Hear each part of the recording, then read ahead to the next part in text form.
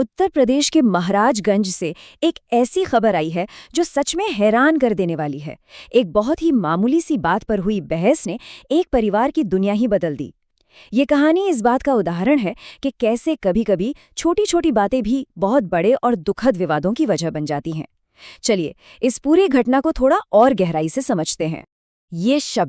ये हमें सीधे उस पल में ले जाते हैं जहां एक आम सी नोक-झोंक एक जानलेवा हमले में तब्दील हो गई।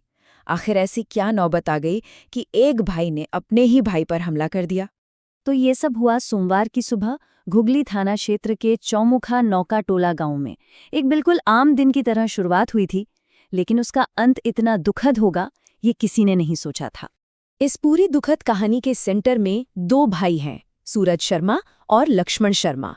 एक बड़ा भाई जो आज आरोपी है और दूसरा छोटा भाई जो इस घटना का शिकार बना। और जो बात इस पूरे मामले को और भी ज्यादा परेशान करने वाली बनाती है वो है इन दोनों की उम्र। सूरज सिर्फ 16 साल का है और लक्ष्मण महज 15 का था। मतलब ये पूरी घटना नाबालिगों के बीच हुई, जो इसे और भी ज्यादा गंभीर और दुखद बना देती है। तो सवाल ये है कि आखिर इस जानलेवा झगड़े की वजह क्या थी? यकीन करना मुश्किल है, पर यह सब कुछ शुरू हुआ सिर्फ एक जोड़ी नए जूतों को लेकर जो ऑनलाइन मंगवाए गए थे। एक इतनी सी बात का इतना भयानक नतीजा ये दिखाता है कि गुस्से में चीजें कितनी तेजी से हाथ से निकल सकती हैं। तो चलिए अब जरा ये समझने की कोशिश करते हैं कि ये विवाद आखिर इतना बढ़ा कैसे। वो कौन से पल थे जब एक साधारण सी बहस ने किसी की जान ले ली। देखिए कि सब कुछ कितनी तेजी से हुआ। सुबह के 10:30 बजे एक छोटी सी बात पर जुबानी बहस शुरू होती है और बस कुछ ही मिनटों में ये बहस हाथापाई तक पहुंच जाती है। और फिर गुस्से का वो एक पल जब सूरज ने कैंची से लक्ष्मण पर हमला कर दिया। इसके फौरन बाद लक्ष्मण सिर और हाथ पर कई चोटों के साथ जमीन पर गिर पड़ा। अब बात करते हैं कि इस भयानक हमले के बाद क्या हुआ, परिवार किस सदमे से गुजरा और प्रशासन ने क्या कदम उठाए। चलिए उस पर एक नजर डालते हैं।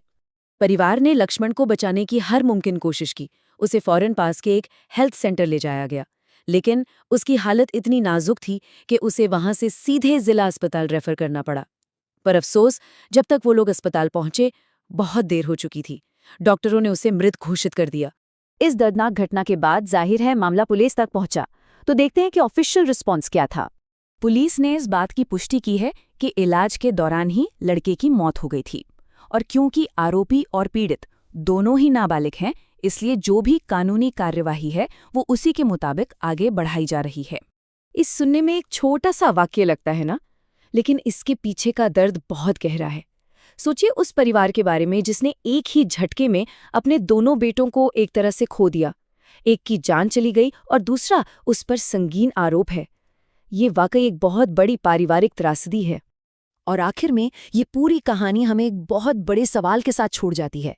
आखिर कैसे एक आम सा रोज का झगड़ा एक ऐसी भयानक त्रासदी में बदल जाता है जिसे कभी ठीक नहीं किया जा सकता। ये बात हमें सोचने पर मजबूर करती है कि गुस्से का सिर्फ एक पल कितनी बड़ी तबाही ला सकता है।